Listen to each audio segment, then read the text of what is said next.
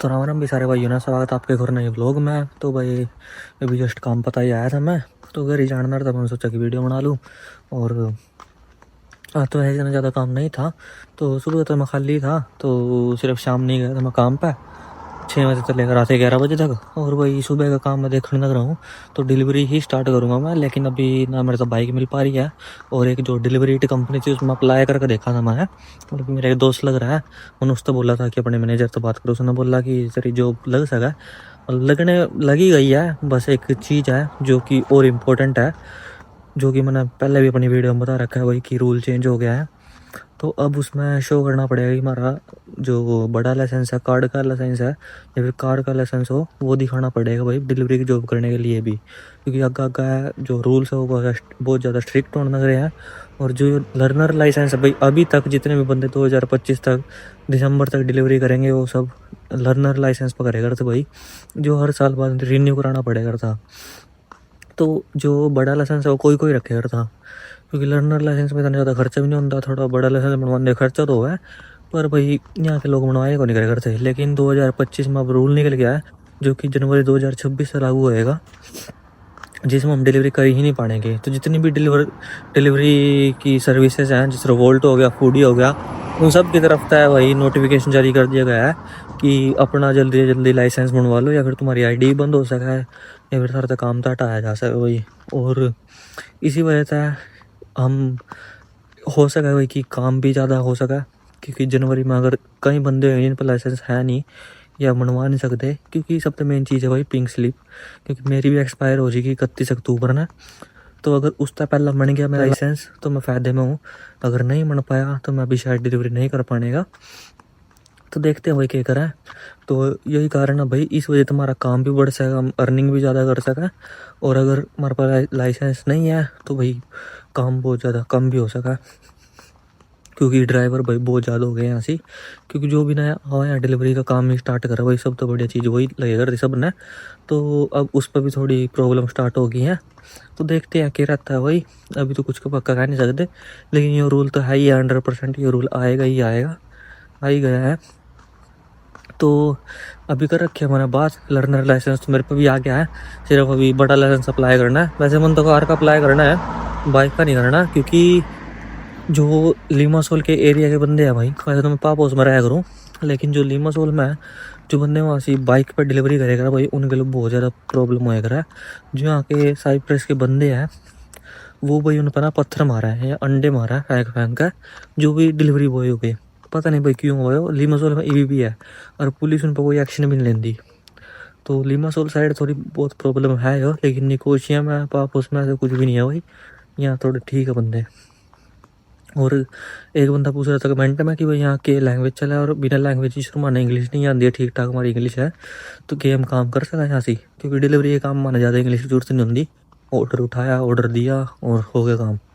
लेकिन जो दूसरे काम हो गए रेस्टोरेंट वगैरह, उनमें भाई इंग्लिश की ज़रूरत तो हो ही है। लेकिन इस कंट्री में बोली जाएगा ग्रीक, और ग्रीक के साथ साथ ऐसा नहीं होगा कि सिर्फ ग्रीक ही है। यहाँ बंदे ऐसे हैं जो 4-4, 5-5 लैंग्वेज बोल रहा है। रशियन होगी, रोमानियन होगी, और भाई अरेबिक लोग भी हैं यहाँ से, ग्रीक भी बोल रहा है, इंग्लिश तो है ही है, पोलिश होगी। तो बहुत सारी लैंग्वेज है भाई यहाँ जो बोली जावा। लेकिन आमतौर पर यहाँ सबसे मेन लैंग्वेज ग्रीक है, दूसरे नंबर पर इंग्लिश है। तो भाई इतनी ज़रूरी भी नहीं है इंग्लिश, लेकिन थोड़ी बहुत तो आनी चाहिए है कम्युनिकेशन वास्ते, जिस तरह हम काम तो कर पाओ। और डिलीवरी का काम ही ऐसा है जिसमें अपना इंग्लिश की भी जरूरत नहीं पड़ती इतनी, क्योंकि अपने इंडियन बंदे दिखते रहो भाई हर जगह, इंडियन हो गए, पाकिस्तानी हो गए, आप हिंदी में बात कर ले और ज़्यादा प्रॉब्लम होती नहीं है। तो रही बात भाई ग्रीक सीखने की, तो भाई जब अपने इंडिया के बंदे इंडिया में रह इंग्लिश नहीं सीख पाते सही थे, तो साइप्रस में भाई ग्रीक किस तरह सीख लेंगे, इतना आसान तो है नहीं।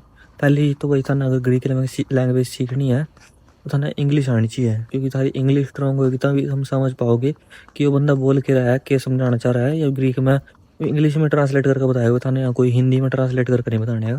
क्योंकि जो अपने इंडियन बंदे उन्हें बहुत ज़्यादा मतलब कि बहुत कम ग्रीक आ रहा है। और यहाँ भाई बंदे मैंने ऐसे ऐसे मिले जिन्हें 8-8, 10-10 साल हो रहे हैं, उनने तब जाकर ग्रीक आई है।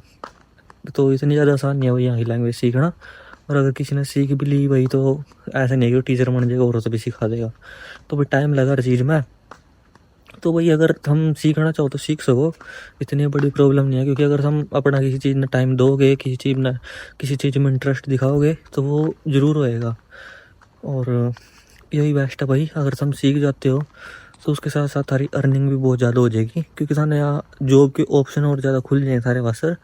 क्योंकि यहाँ जितने भी पैरी पतार हो गए, जो मतलब कि शॉप होगी जो उसमें कैशियर का काम है, या फिर रेस्टोरेंट वगैरह में जो कैशियर का काम होएगा, उसमें अगर थाने ग्रीक लैंग्वेज आवे तो भाई थारी सैलरी भी बहुत ज़्यादा अच्छी होएगी और थाने जॉब भी कुछ नहीं करनी पड़ने की। और भाई को सबके वीजे आने लग रहे हैं, तो सबसे बड़ी प्रॉब्लम हो रही है भाई रेंट एग्रीमेंट की।